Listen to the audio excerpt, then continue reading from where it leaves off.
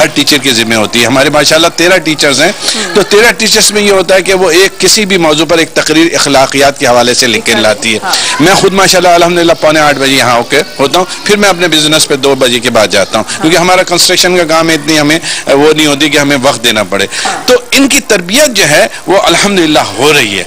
देखिए, अगर तालीम तब्दीली नहीं ला रही तो फिर बेकार है, फिर बेकार है। बिल्कुल, हमारे कुरान में भी है, मदरसे में भी है। अल्हम्दुलिल्लाह सुम्मा अल्हम्दुलिल्लाह हमने तब्दीली लेकर आए इन बच्चों को। तब्दील, आप पूरा रेडी गोड घूमे, आपको कोई भी आदमी, ना औरत होगी ना कोई होगा, कोई सलाम नहीं करेगा। आप मस्जिद से निकले आपको कोई सलाम नहीं करेगा। इन बच्चों की ऐसी तरबियत है, ये सलाम भी करेंगे। अब ये जब घर जाएंगे तो हमारी तरबियत होती है, बेटा अपने माँ बाप के पैर चूमना है, हाथ चूमना है, मुंह चूमना है, उनके पैर दबाना है रात को सोते हुए।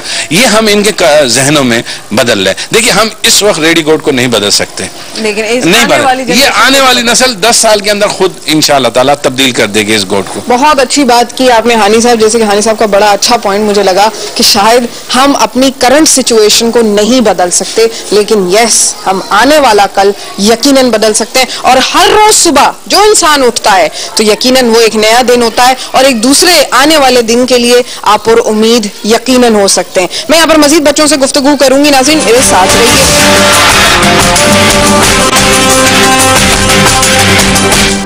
नाज़रीन, इस स्कूल में जहाँ पर छोटी छोटी जमातें मौजूद हैं उनसे हमने गुफ्तगू की। यहाँ पर एक छोटी सी डिस्पेंसरी भी मौजूद है जो इन बच्चों के पेरेंट्स जो कि मुख्तलिफ अमराज और ख़ास तौर पर नशे की लत में डूबे हुए होते हैं या उनको वो लत लग चुकी होती है, तो उनका इलाज का भी यहाँ पर इंतज़ाम है। हानी साहब से पूछते हैं कि वो क्या क्या फैसिलिटीज़ फराहम कर रहे हैं। जी हानी साहब, ये 10 रुपये में हमारी डिस्पेंसरी है।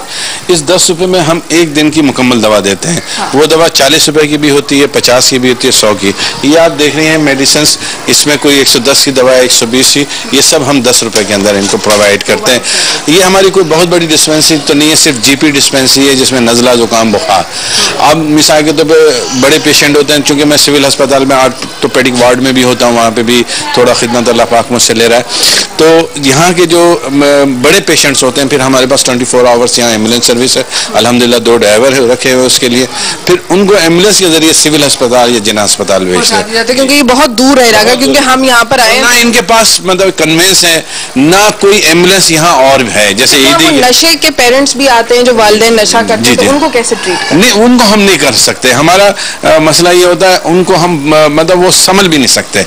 बहुत कोशिश की किसी तरह वो लोग जो नशा करते हैं समझ जाए, नहीं समझ पा रहे हैं, क्योंकि इसको तो बड़ा एक्सटेंसिव इलाज बहुत ज्यादा है। और फिर यहाँ पे सबसे बड़ी बात जो है, यहाँ कम जहालत बहुत ज्यादा है, इल्म नहीं है, लोगों को शऊर नहीं, किसी ने इनको कोई बताया नहीं कि भाई ये नशा। जैसे अब हम एक अमल कर रहे हैं, अमल क्या कर रहे हैं कि भाई छालिया खाओगे तो फिर कल को गुटखा भी खाओगे।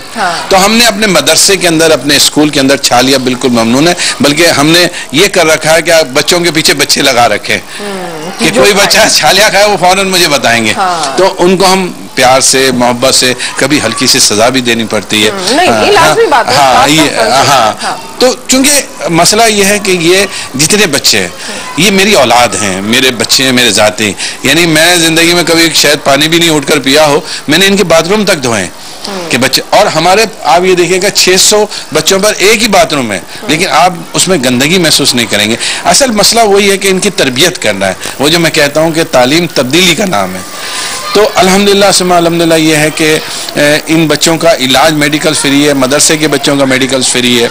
इन बच्चों में खुदा ने बड़ी कोई बीमारी होती है तो हम बाकायदा इसका हमारे पास रिकॉर्ड मौजूद है, हमने सिटी स्कैन तक 10-10 हज़ार की कराया अल्हम्दुलिल्लाह इस हवाले से। अच्छा, मदरसा और स्कूल अलग अलग रखने का क्या पॉइंट है? देखिए, मदरसा हमारा जो है उसके टाइमिंग्स हैं 2 बजे से 5 बजे तक। अच्छा, मदरसे में माशाल्लाह हमारे 400 बच्चे हैं और स्कूल में हमारे 205 बच्चे हैं। अच्छा, दोनों की तालीम बिल्कुल मुख्तलिफ है। कैसे? मतलब इसलिए रखी हुई है कि मदर एक तो हमारे पास कैपेसिटी नहीं है। मदरसे में यह है कि दरिया बिछा देते हैं आप। अच्छा, 400 या 500 बच्चे बैठ जाएंगे। क्लासरूम में आपने देखा, अब आप आगे चलेंगे ना, हमारे स्कूल में बड़ी क्लासेज हैं लेकिन फर्श पे बेचारे बैठे हुए, दरियों पे बच्चे बैठे हुए, क्योंकि हमारे पास जगह ही नहीं कि हम उसके डेस्क रख सकें। तो अब हमारे पास 400 बच्चों के लिए हम कहाँ, अब होता ये पहले था तालीम में कोई डिफरेंस होगा बहुत ज्यादा, वो सिर्फ कुरान पढ़ते हैं, ये बच्चे इंग्लिश उर्दू हिसाब वगैरह तो ये क्यों डिफरेंस रखा, मतलब उन बच्चों को भी क्यों नहीं ये वाली तालीम दे देते? नहीं, उनको भी वो उनको इसमें से जी इस यहाँ के तकरीबन 55% बच्चे 60% बच्चे ये अब मदरसे में आएंगे। अच्छा, हमारे पास चूंकि स्कूल में जगह नहीं है, हमारी होता है, हम सब माँ बाप को एक ही बात कहते हैं कि भाई बच्चों को आप पढ़ाएं, किसी भी स्कूल में पढ़ाएं। तो अब बहुत सारे बच्चे कोई किसी स्कूल में, कोई किसी स्कूल में, तो वो सब माशाल्लाह जमा हो जाते हैं। मदरसा मतलब आपने सेकेंडरी स्कूल के लेवल का। अच्छा, दूसरा एक और भी बात ये, वो हम चूंकि मुसलमान हैं, हम समझते हैं कि कुरान पढ़ना अफजल है, तो दुनियावी तालीम नहीं देते। हम जब इनसे कहते हैं कि भाई आप स्कूल भेजें, तो कहते हैं क्या करेंगे हम स्कूल में बच्चे को पढ़ा के, इसने कश्ती चलानी है, क्योंकि ये फिशरमैन वो है, माहीगिरों की बस्ती है। तो उन्होंने कहा हमारे बच्चे ने कश्ती चलानी है, मछली पकड़नी है, उसमें हम पढ़ लिखा क्या करेंगे, बच्चे का क्यों टाइम ज़ाया करें। यहाँ पे बच्चे जैसे बड़े होते हैं, थोड़े से बड़े, यानी कि 12 साल का हुआ तो वो कश्ती में चला जाता है, वो माँ बाप को 1000 रुपये हफ्ता कमा के दे देता है। तो अब उसको वो माँ बाप क्यों भेजेगा इसको यहाँ पे इसको। अच्छा, ऐसे बहुत सारे बच्चे हैं जिनके फिर हमने राशन बांधे हुए बाकायदा, जो यतीम बच्चे हैं उनको खाना घर में हमने ऐसा सिस्टम किया हुआ है कि आप मैं अभी आपको प्रूफ दिखाऊंगा कि अल्हम्दुलिल्लाह इनकी हमने एक वो रखी हुई है, टॉफियाँ देना, बिस्कुट देना, इनको डबल रोटी देना, अंडे देना, महीने में एक दफ़ा डबल रोटी दे दिए, अंडे दे दिए। जो बच्चे हैं उनको 1000 रुपये भी बांधे हुए, 3-4 बच्चों के राशन उनके घर पहुँचा दिए। इस तरह हमारी मैं इसमें सारा क्रेडिट जो है अपने स्टाफ को दूंगा, मैं अपने आप को नहीं लूँगा। इस स्टाफ घरों में जाता है, बच्चों को घरों से निकालते हैं, माँ बाप को स्टाफ समझाता है जाके, क्योंकि ये सारी सिंधी आबादी, हमारे टीचर भी 90% सिंधी हैं, तो वो जाते हैं। हमारे पास 3-4 टीचर हैं जो दूर से आती हैं। तो ये स्कूल की जो सिस्टम है, तो स्कूल में ये तालीम है और मदरसे में कुरान की तालीम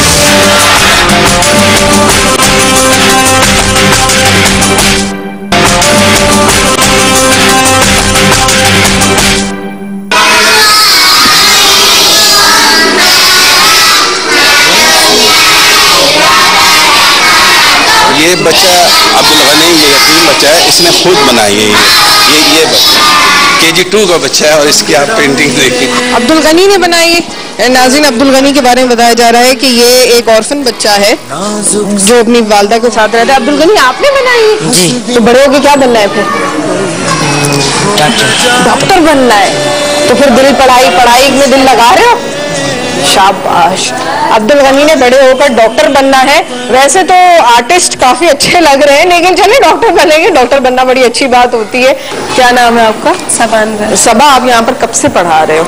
2 साल हो गए। 2 साल हो गए। मतलब क्या यहाँ पर क्या स्पेशलिटी है इस क्लास की, KG2 में आगे बच्चे फलां चीज बड़ी अच्छी